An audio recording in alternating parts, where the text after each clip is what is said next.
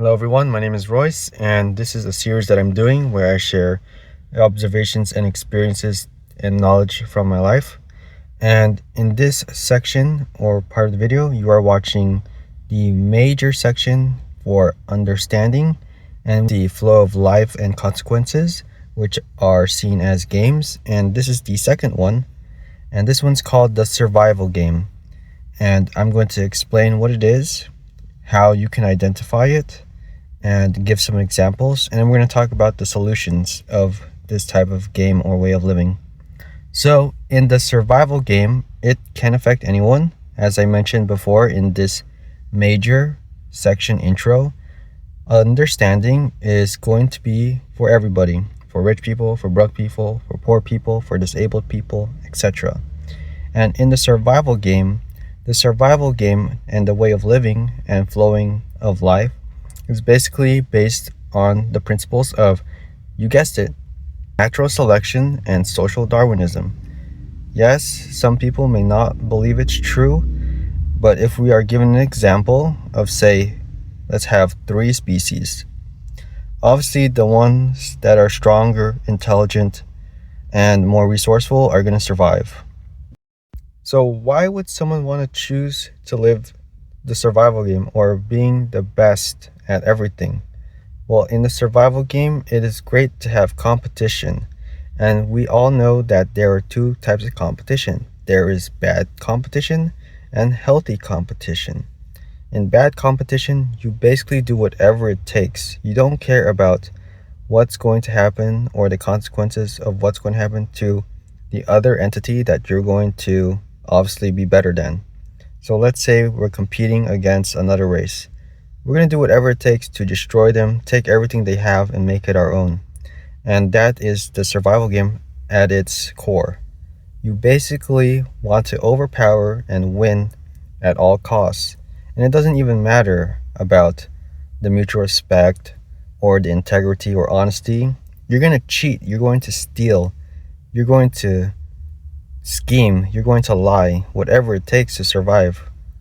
When you draw the line for that, for a healthy competition, people want to know that in a healthier competition of the survival game, we want to take all that negative stuff and only keep the positives and just be more be more helpful towards each other and telling people what they did wrong, and hopefully they'll improve, but still keep that competitive edge. So whatever timeline you're in or the history you're in right now, take a look around you and observe the people around you and look at all their circumstances. Do you think that the world you live in is operating at the survival game flow of life? And you can see the consequences of people suffering, people dying. A lot of people are unhappy. People are mindlessly working. Look around you. And if you see that the people at the top are actually the strongest people, the ones that look strong, are strong, very intelligent, have all the money and everything, you'll soon realize that this is a game that this type of game or flow of life is prominent throughout history and whatever timeline. And it's the most basic and common one that you'll witness. And the only way around it is to obviously be better than most people. That's the only solution.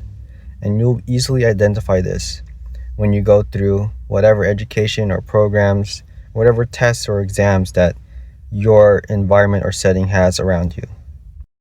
And then in the worst case scenario and the consequences, what happens when you can't perform at the levels that the average person are performing at, or let's say an exam or whatever?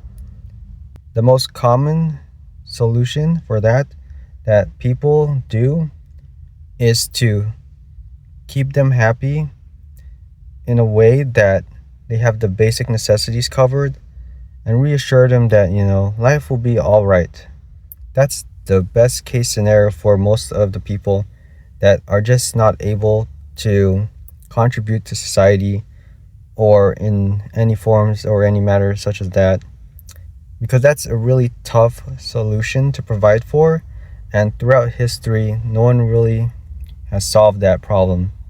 And the only way for that to be solved is that If everyone is understanding and knows that this is an issue and knows how to handle and accept the fate of this type of game.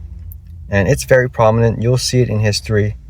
You may not be in that position, but when you see people in those positions, it's mostly or rarely of the time of you to be able to help them.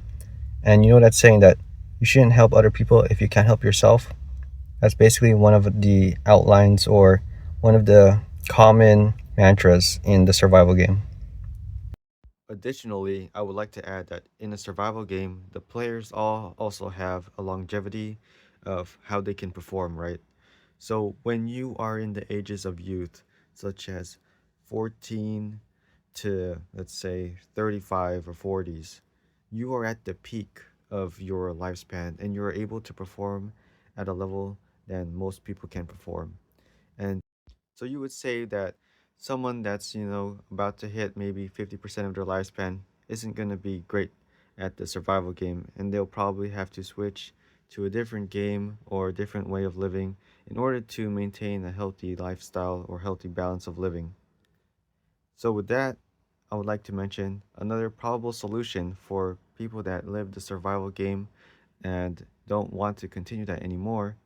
Depending on the history and timeline you're in, maybe technology has gotten better, healthcare has improved, and there are many ways to improve the human lifespan or the lifespan of whatever you are, and you are able to continue this game of survival.